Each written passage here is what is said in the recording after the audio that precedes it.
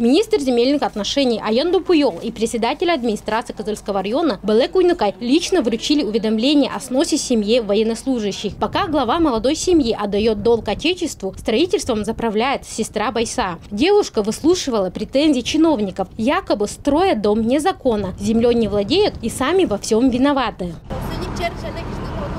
Это же наша собственность. В этом уведомлении было написано, что эта земля государственная. Это не государственная земля, это наша собственность. 8 соток и оформлена на нас. Все дела брата делаю я. Сейчас он на СВО и не может сюда приехать. У меня есть доверенность от него. Почему лично сам министр уведомляет жителей о сносе? И какая в этом заинтересованность, нам неизвестно. Наша героиня испугалась и написала заявление на чиновников в Следственный комитет еще в апреле и до сих пор ждет ответа. Земельные участки, где захотели построиться люди, находятся рядом с так называемой Тувинской Рублевкой, где живут все правительственные начальники. Видимо, они не хотят видеть с балконов своих роскошных апартаментов простых жителей Тувы.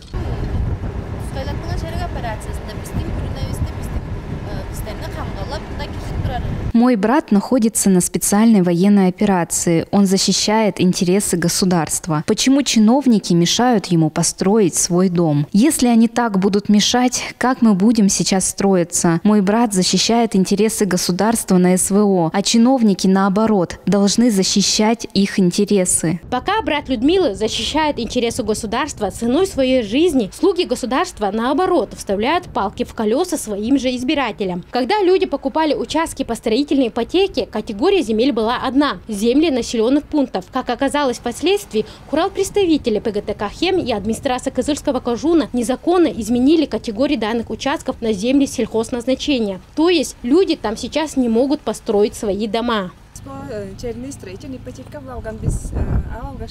Мы до сих пор удивлены, почему так изменилось. У нас тоже есть решение суда. Почему чиновники так делают? Поэтому просим их рассмотреть этот вопрос. Дом мы построили за 1 месяц из-за того, что это строительная ипотека. Как мы будем сейчас отчитываться, если эта земля сейчас сельхозназначения? А некоторые до сих пор находятся в подвешенном состоянии. Народ в замешательстве. Как быть? Начать строительство или нет? Но обязательства перед банком они продолжают выполнять и платят ежемесячную ипотеку, несмотря на то, что власти открыто выступают против их строительства. Скоро завершится строительный сезон, и заложниками этой несправедливой истории в первую очередь станут простые. У меня сейчас все готово, в том числе и материалы. Я вот жду, как решится эта ситуация. У меня участок 8 соток, вот моя земля. Колодец тоже сделал и материалы купил. Но вот так и стоит. Из-за солнечного света материалы тоже могут испортиться.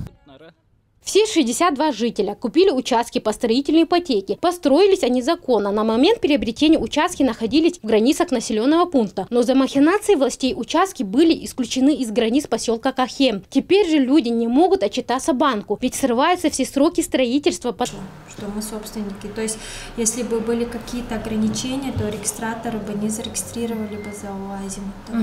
То есть регистрационная – это федеральная служба. Компания «Азимут» была изначальным собственником данных земель. За несколько лет Айрана Адыгбай выиграла все возможные суды с администрацией. Но несмотря на это, чиновники каждый раз препятствуют. 8 ноября орган Росреестра выдал нам выписки, то есть на раздел земельного участка с категорией населенный пункт. У нас эти выписки имеются, то есть там их несколько штук. Потом, как мы были очень рады к тому моменту, что вот сейчас организация будет заниматься той деятельностью, которая реально хотела, то есть строительством жилых домов, так как у нас в Акквете есть строительство домов, потому что на сегодняшний день действуют федеральные программы, которые непосредственно по льготной ставке можно приобретать, строить дома. То есть это сельская ипотека, строительная ипотека. Ну, очень хорошая программа. То есть Азимут начал продавать земельные участки закона с разрешения Росреестра. Но несмотря на это, представители ПГТК «Хем» исключила из своей территории тот самый земельный участок, где сейчас строятся наши герои. Тогда, когда прокуратура вынес решение претензии и предписания, администрация не среагировала, никаких действий не сделали. То есть администрация поселка городского типа Кахем.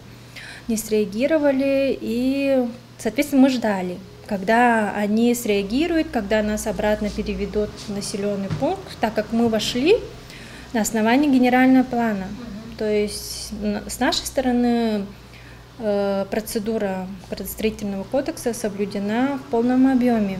То есть заявление было, слушания проводились, нас включили, нас разместили в официальные федеральные сайты. Кому же эти земельные участки настолько приглянулись, что аж сама администрация Кожуна подает в суд на законных собственников? Только вдумайтесь, вы через ипотеку покупаете земельный участок и строите дом мечты, и на вас подают в суд ради интересов некоторых высокопоставленных лиц. Земли изначально являлись землями не населенного пункта, сельхозназначения у них было, да? В свое время, в прошлом году, Урал принял их в поселок Кахем, потом мы это решение отменили. Сейчас мы, в общем, на данный момент эти земли в кадастровой палате находятся как земли сельхозназначения, то есть строиться там нельзя.